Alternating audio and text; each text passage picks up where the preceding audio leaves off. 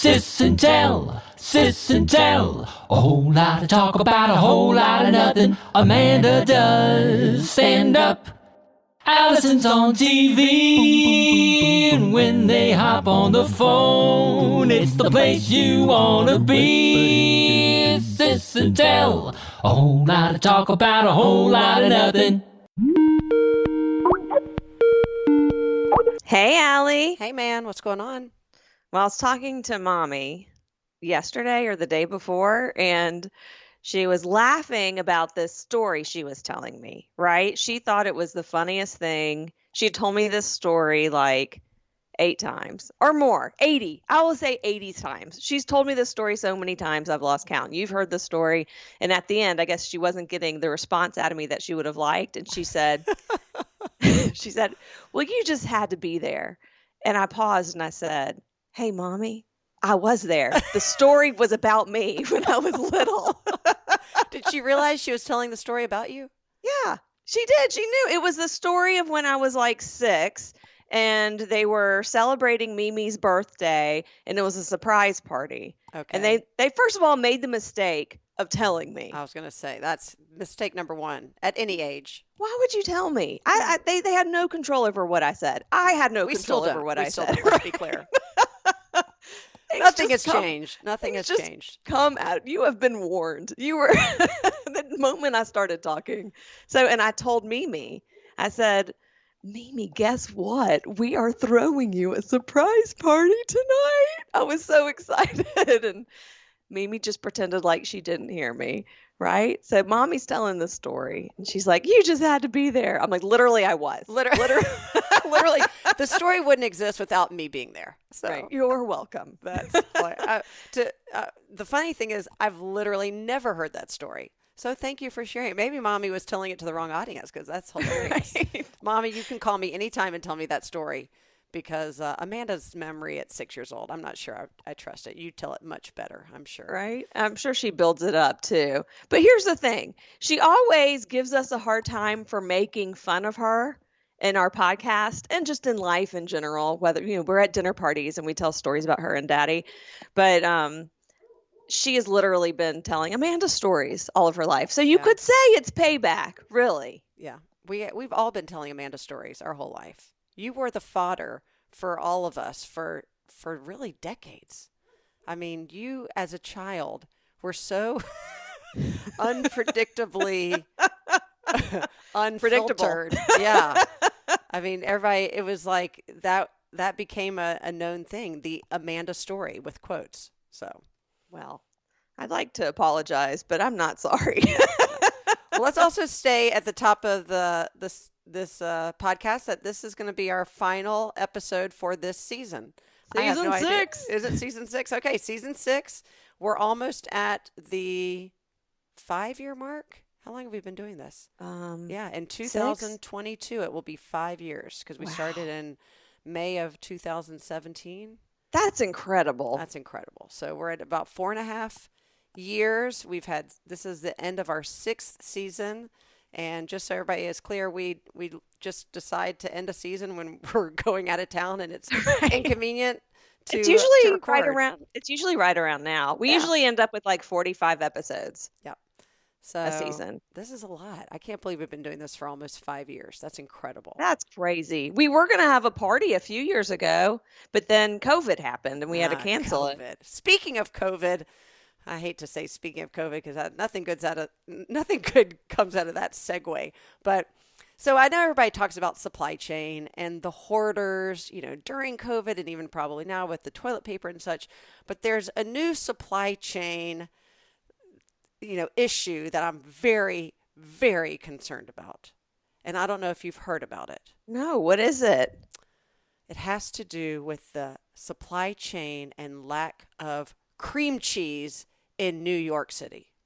Specifically in New York City, they make their own cream cheese there. They have cream cheese trees. Okay. So you're right and wrong. They do sort of make their own cream cheese, but every major deli, right? The Zabars and Citarellas and, name all those, but they need a base. They don't really use the cream cheese that we use that comes from the grocery store. They need a base, and then they do create their own concoction, but they can't even get the base because of the dairy farmers or the dairy producers, the manufacturers. I don't know. The New York Times even did a story on this like a few weeks ago. There's been follow-ups. I've been following it because I thought maybe by this broadcast they would have a resolution and a solution, but no. And anybody who has ever been to or lived or loves New York City knows that a staple food is the New York bagel. And the New York bagel is not complete without the schmear. And now I fear the lack of schmear.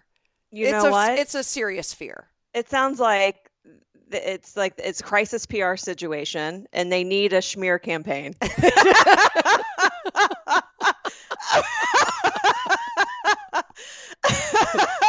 They do. They need a Schmear campaign. These poor guys and women, they're driving to like New Jersey. Oh gosh, they have to drive to New Jersey. Not New Jersey. Not New Jersey, just to get their cream cheese. Some of them are like, they have like days supply or a week supply. And now people are realizing that there's a lack of cream cheese. So they said that their regular customers are going in and they're ordering tubs of cream cheese. Can you freeze cream cheese? I don't know, but customers are now hoarding cream cheese from these stores. It said this in the newspaper article? Yes. That's crazy. I know. This is crazy. We got to learn how to make our own cream cheese. We do. It's only like 3 ingredients. We tried to make our own bagels, and I thought we were pretty successful at that. Yeah. Our recreation of the Birmingham bagel was semi-successful. They were tasty, but I don't know how to make cream cheese. That's a whole other story. I will look into it. I have to say, though, we're saying our bagels were good, but we also grew up with, besides like the Birmingham bagel, like we would eat the frozen Linder bagels because they didn't even have fresh bagels at the grocery stores in Alabama. You had to go to your grocer's freezer and go to the bread section and get a frozen bagel. And let me tell you something. Before microwave time, there was no way to separate a frozen pre-cut bagel. Man. I mean, I remember taking these knives. I can't believe I didn't sever a finger because I would take the knife and I would know that you did.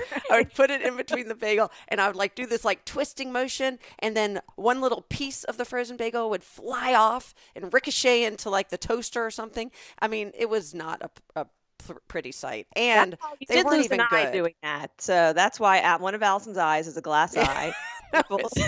So the bagel incident of 1983. Linder's bagels. Oh my gosh, they're terrible. They're terrible. Oh, sorry, Mr. Linder. Yeah, they're not too happy with you right now. No, but hopefully the cream cheese Schmear campaign of 2021 will be successful. I worry about the Sunday bagel crowd. I really do. Well, by the time we get to 2022, hopefully this will be solved. So speaking of food, this is how our transitions work. Yeah. I watch TikTok, okay? And there's certain parts of TikTok that I watch. The algorithm works like if you watch a certain amount of videos for a certain length or you like it, then you'll get fed more of those videos. So one thing I'm on is Bird Talk. I'm obsessed with like parakeets recently. What's the name? Bird Talk? Bird Talk. It's like Bird Talk. Oh, so it's like a play on words. A section of TikTok where it's all about birds. And then they call it Chick Talk. Oh, that's cute. Thank you. Oh, you're said again. Alison and I are available to wordsmith. And then I'm obsessed with like Food Talk, which is obviously like recipes. And I've been seeing these recipes for cabbage, but they're not just making like cabbage salad. Like they are doing crazy delicious things with cabbage. And I think it makes it sound more delicious because it's crunchy, right? And anything crunchy. Making cabbage sound really good right now. Right? It's just not that good. Okay. Do you like Brussels sprouts? Let's start from there. I like Brussels sprouts, but I'm not as enthusiastic as you seem to be about this cabbage. Because I have found the new kale. Remember, kale got really popular and people were making kale chips? Yes. I bought a head of cabbage and then I found a recipe on TikTok and all I did was slice it up in giant medallions and I put it in the air fryer. I was just going to ask you if you air fried it and I was going to be kidding. No, you did not. I sure did. And I have to say, I'm going to try it differently this day because the outside that kind of fell apart, it was crispy. But It what was did you do? So you air olive fried oil. cabbage, and then what did you do? No, I did olive oil and salt. And the one, the But I'm TikTok saying recipe, after that, you just ate it? I ate it. I ate it with a fork and knife. Yes, I ate it. And also like I couldn't eat anything else. You know, remember like all the diets from the 1980s were like, eat cabbage. I know why. Yeah. Because cabbage fills you up. I was like uncomfortably full from like a third of a head of cabbage. Yeah, it was A the lot of cabbage. cabbage soup diet. And you had to eat, it was like a tomato-based Yes. cabbage soup. Yeah. Disgusting. Which stuffed cabbage is not such a far cry from that tomato-based cabbage True. soup, but No, it is this was delicious. this was like roasted cabbage and it was good and I'm going to try it again. Also, the only time I've ever had cabbage in my house was when right after I was pregnant with Oscar and Ruby and gave birth and I decided not to breastfeed and they said Mm-hmm. to put cabbage leaves on your boobs to alleviate the boobage that happens. It's not to, it actually is because Stop. the cold cabbage leaves offer, as we're both like I'm like holding grabbing my ourselves. boobs. Yeah. The cold cabbage leaves offer some relief to the pressure. It's like just Oh. putting a cold compress. Didn't I tell you the story about my friend Christina? There's not like nutrients that soak into your boob. No, I don't think it has anything to do with cabbage. I think it's just like an easy way. The leaf you can shove in your Oh, bra, and that's it's easy. true. It's the same size as, well, it depends which leaf you get. Like if you're an outer leaf cabbage leaf wearer, then you've got bigger boobs. If you are Right. inside There's leaf, all sizes. Cabbage comes with all sizes for all women, which is a beautiful thing. Thank you for being inclusive, cabbage. No, when my friend Christina had her first child, and this was before we all had kids, so we went over and, brought her food and we're, hanging out. So one of us was like, no offense, but I smell something. Are you good? Whatever. It turns out she had heard oh, she no. had heard that trick, that hack about putting the cabbage leaves in her bra, but didn't realize it wasn't like medicinal. It was the cold. And once the cabbage leaf is no longer cold, you change it out for a cold one. So she had like just kept it in there for like an hour or something like that. And we're like, yeah, you got to you got to exchange the cabbage leaves for cold ones. It doesn't really work when they're now sort of moist and warm. So I knew enough to put them in the refrigerator, but I really thought my body was absorbing, I don't know what it was, like through osmosis. I mean, maybe or it is too. That's not my sense of how how those work. Yeah. how cabbages work. Yeah. Yeah. They're not like a panacea for that pain. So, So something about me, besides being like a precocious kid, is that I'm not athletic, as you know, and because of that, like I've always considered myself like not a competitive person. And then I realized through a series of life events that I am super duper competitive, but like about weird things and mostly right, it's because you don't have to be athletic to be competitive. right. But it's like creative things. If there's a creative something, then I'm like, I am in it to win it. And then I become probably a little annoying too. I would take out the probably, but continue. So I was remembering this time where my friend Eric, he was also, and Martine, they who I met from work, and Eric was my boss, and they actually have a really cute love story because they met through work. But anyway, and she was in London and he was in Atlanta. It's a really cute Can we story. say where you work? Because that's impressive. Oh, when I was at Cartoon Network, Okay. which we've talked about so many times. But so they were pregnant with their first baby and they had a baby shower and they had tables in their backyard and the tables were assigned, which I thought was really interesting to do for a baby shower, but I was like, whatever. And I sat down at this table based on the name of the table, which they called it Grayson, which they had given each table a different name. And these were names, as we found out, that they were considering for their baby. Oh, come on. Really? Yes. And we had instructions. And the instructions were we had 2 minutes to pitch to them why they should choose that name. I've never heard anything like this in my life. That is hysterical. Wait, so how many tables were there, do you think? So first of all, it made sense because their background was like branding and marketing. Right. And I'm like, oh, I've got this. So there were like I don't know, like 8 tables or 5 to 8 tables. And I just looked around at everyone and said, I've got this. And I basically wouldn't let anyone at the table participate, but also they didn't really want to. Like people don't like public speaking. And I was like, oh, I'll be the presenter. And they're like, great. And then I did research. I did really quick research because also I knew Eric's middle name is Robson, Robson. Okay. And that's because it was like tradition, and I think he was like Irish, but his dad's name was Rob. And so the son of Rob. Yeah, so that was part of it. And then I found out from Martine that Gray, I said, do you have any Grays in your family? So I did this like entire speech about the importance of family and having traditions live on. And they had just picked the name because they thought it was cool. There was no sentimental value. They just thought it was a cool name. Yeah. They just thought it was a cool name. But I bridged together all these things. I found meaning in that name. And then that night after we did all the pitches, and they had to cut me off because I went a little over my time, but everyone was saying like really funny things, right? And not me. I was like, no, we're going to pull at the heartstrings. And then that night they had to commit to a name.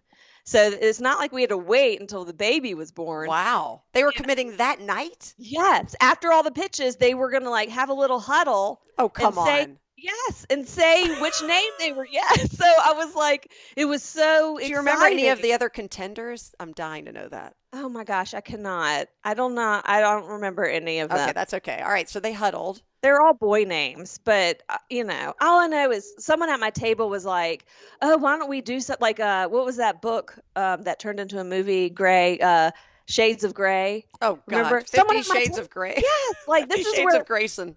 This is where other people were going at these other tables. Someone at my table was like, "Oh, why don't we say something about how that's a really popular book?" I'm like, "No, that is not a good idea." So basically, everyone shut up and let me take over. Holy cow! So. Guess who won? I can't imagine anybody could have done a more compelling pitch than you. No one did a more compelling pitch than me because they have a son named Grayson now. No, they do not. Yes. They chose your name and they actually stuck to it. They stuck to, I mean, it's a great name, Okay, so that's the best prize ever. Are you also now his godmother? Like, do you win that? Was that part of the prize package? Right? I should be. I've never met the child. He's 28. He's like 9. They moved to Spain for like a year. Yes, they live isn't that cool? Okay, I want to know how many times they have told Grayson the story of how they chose his name. Because that is the best. First of all, when Grayson turns 17 or 18 and is applying to college, he's got to write down that story for his college essay about where his name came from. Because that is the most random, ridiculous, hilarious, awesome story. It's such a great idea. I thought it was so awesome. fun, and I was very competitive about it. Obviously, competitive and compelling. Good for you.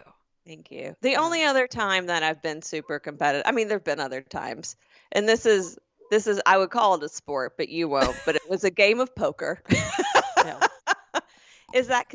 Can cards be a sport? Yeah, no, that's a game. It's a type of sport. Well, now that they have esports, I think poker counts as a competitive game. We'll call it.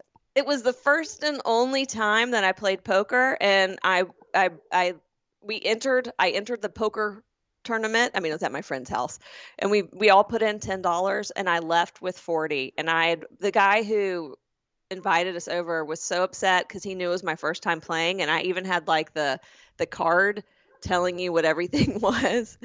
And he was so upset he went and got his mason jar of change. Oh, come on. So he didn't have to fold them. Right. And but you got to know when to fold them. Yeah. And it wasn't. And you got to know when to hold them. I'm not good at I don't like to lie. You have to know when to walk away. Yes. That's this and advice. You got to know when to run. Sorry. Familiar. So he was so upset I won. I quadrupled my money, and so you made like $3? I made $40. Oh, that's pretty good. Oh, sorry. I put it, do the math. I was distracted by Kenny Rogers singing in the background to me. Yeah, but you're competitive. Oh gosh, I'm very competitive, and it's sort of a blessing and a curse because it does fuel my creative juices when necessary and fires me up when, when needed, but I also get competitive about stupid stuff too, like you said. So, I got to make sure I reel it in at times where there's no reason to be competitive, right? Right. Like it's just I got to pick my competitive battles, so to speak. Well, so I do need some advice from you, which I feel like you're kind of competitive about. I don't know if Giving competitive. advice is Yeah, competitive. I don't know, not competitive. Dogmatic. I'm not dogmatic. I think I'm very nimble in approach. Right. I like to Yes. consider every angle. Go ahead. But yeah. But I'm very good about giving advice, especially unsolicited advice. But Okay. But apparently this is solicited. Yeah. this is solicited. Okay. Ruby's got a white. I'm also competitive about this. Okay. Ruby has a white elephant party to go to. Some people may know this as Dirty Christmas or Dirty Santa. Yeah. And as soon as she told me, I said, we're going to have the best present. That's one thing. I'm so competitive. I want to have the best present in those situations. So everyone's trying to steal it. Although I guess you're limited on the amount of times a present can be stolen. You are. Yes. Like, what is like the best present to give in this situation? And they're tween girls, or they're 13, 12, 13. Yep. And I mean, I love, if you're an adult, the as seen on TV section is always great as a Yeah. go-to, but I don't think that would work for the kids. No. So lucky for you, not only do I have an opinion, not only do I have a very strong opinion, but I have a strong opinion fueled by years of experience in this realm. Because as you know, I have been running a Jewish youth group in Chattanooga called the Jew Crew. And every holiday season, we have our annual Hanukkah party at our house in our basement. And we do, dun da da, Dirty Hanukkah, which Oh. is this exact game. And every year we like make sure that we reinforce the rules of the game, which is everybody picks a number out of the hat, and then you start with number 1 picks a present, and then number 2 either gets to steal that present or pick a new present. It goes so forth and so on. And the present can only be stolen 3 times, and then the present is considered dead, right? You can't steal it anymore, to your point. So every year I have that same competitive fervor in me because I want my kids, who have all been through Jew Crew, to have the best present. The challenge is that what I think a teenager is going to think is cool is never the cool present. So, number 1, take off that little thinking cap of you trying to get into the mind of a 12 or 13-year-old girl. It's not going to Okay. work. Yeah, All it's not going right. to work. So go ahead, throw that away. Throw that away. My mind is clear. Put it by the wayside. What you need to do is think like, and it's always unpredictable. Every year it's something really strange. Like you would think like $10 wrapped up, and they like to do something funny. Max Cowan, because he goes to camp with your kids. This year he had this gift, and you could tell it was heavy. You're not allowed, once you pick something up, it's yours. Like you can't feel how heavy it is, but it looked heavy. It was this bag, and this guy brings it over, and I was like, oh, this is going to be good. And he opens it up, and it is literally like a 64-ounce can of Bush's baked beans. And then taped to the awful. top was like, Oh, because we no. have a $10 to $15 limit, was like Yeah. a $10 gift card to Starbucks. And it was brilliant. I thought that was so That's so mean. funny. It was mean, but it was funny. So you either have to go for the mean and funny or the, very coveted. So I like coveted. food always does well. So something Right. cool. So somebody brought, not colored, custom iced Christmas cookies, ironically, and they were a big hit. And not only that, the packaging was brilliant because it was a white box, and on the front she had typed out "fragile, handle with care." So you knew it was something like kind of cool in there, and they were beautiful, and everybody wanted those. And then there was like a box of chocolate with something else. But Levi did this really cool salt lamp that he found at one of those stores, and nobody wanted that. I thought that was cool. I thought teenagers love salt lamps. No, nobody cared. And it lit Ruby- up. No. Ruby has a salt lamp, and she loves salt, and she licked it. Yeah, they do that. All teenagers lick their salt lamps. Okay. I think they want to prove it's really salt. Thank you. Is Yeah, that it's gross. normal? I was No, really worried. They all do it. Yeah, Levi's done it. Right. I don't know what's weirder is that they did it or that they then tell us about it. Yeah.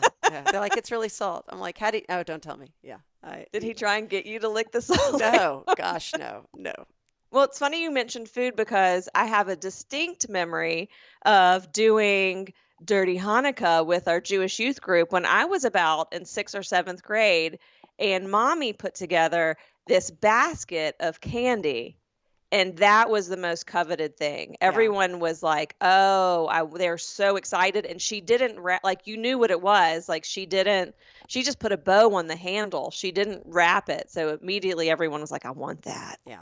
Like if I was doing it, of course, for our generation, or I should say mine, there's this great candy store downtown Chattanooga that sells every sort of candy you can ever imagine, but a ton of retro candy. So I would do a little basket of like Pez and things like I would want that stuff, you know, because it's nostalgic. But you have to think about today's kids. Like, is there a place you can do those cocoa bombs? Mm-hmm. They love those, you know, something as soon as you open it, if somebody goes, "Oh," you know, and it's also gender neutral. And I mean, unless somebody's allergic to chocolate or something, but I think the food way is the way to go. My years of experience tells me that that's a safe bet. And if you can get something that, you know, Ruby and Oscar are dying to have, that's also, see, you sort of have like a survey room.